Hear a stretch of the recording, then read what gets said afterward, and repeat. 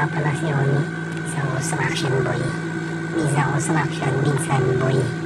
Pero madalas boy. Ang duty ko nga pala ngayon, magpaligo ng mga aso dahil sa mainit na panahon. Ito nga pala si Loki, ang app sa Lapso. Napakabait,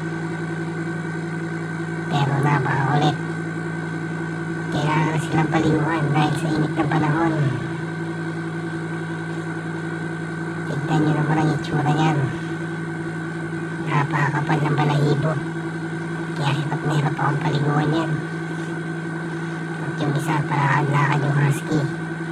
Si Russell yan. Gustong maligo pero ayaw magpaligo. Eto na siya, naiinit na daw si Loki na to. Sabi niya, ang tagal naman ako paliguan ng tatay ko. Kanina ko pa gusto maglaro. Ayan, sabi niya malapit na siyang matapos. Pero hindi pa siguro. Dahil marami pa siyang sabon sa kanyang balahibo. Lako-lako na yan, tsura niya pa lang. Naiinit na siya. Sa tagal ko siyang binabaliguan. Dahil ito yung asong long hair eh. Ang bilis sumaba ng balahibo. Sa wakas natapos din. Ito naman si Borgie, ang kapatid ni Loki. Ito yung asong pinakamakulit dito eh. Kahol ng kahol. Walang ibang ginawa kundi kumahol. Makakita ng tao, kahol ng kahol.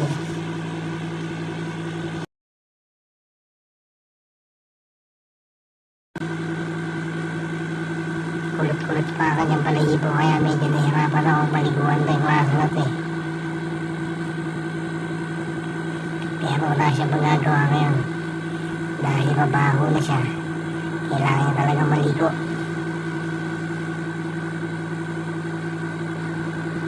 Oh, tingnan mo, nainit na rin siya. Gusto mo siya na matapos agad. Yung isa naman, kalakad-lakad. Gusto lang maligo, pero ayaw magpaligo. Babos din. At ito na nga si Russell. Ang husky napakakulit. Ang hirap paliguan dahil malaki, mabigat. Kaya inaabot ako ng isang oras mahigit sa pagpapaligo nitong tatlong aso na to. Lalo na to. Masyadong malikot. Gusto niya maligo, pero ayaw niya magpaligo. Hindi ko mawari itong aso na to. Kung ano bang gusto nitong mangyari sa buhay niya. 7 years old na nga pala to. Hindi pa nakaka-virgin. Sayang naman ang lahi. Pogi pa naman.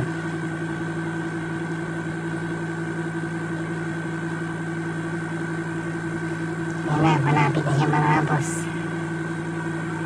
Kapag ka nagpapaligo kami ng gantong aso, sasabay niya rin maligo dahil hindi mo maiwasan na hindi ka mabasa. Dahil masyado malikot to, si Russell na to.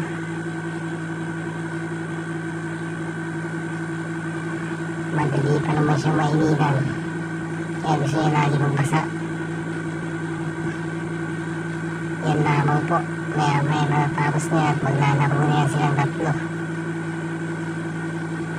Yung isa ay nasa loob, yung isang sheets. Hindi ko pa mapaliguan dahil nangangagat. Kaya itong tatlo lang ang aking pinapaliguan. Yun lamang po at marami pong salamat.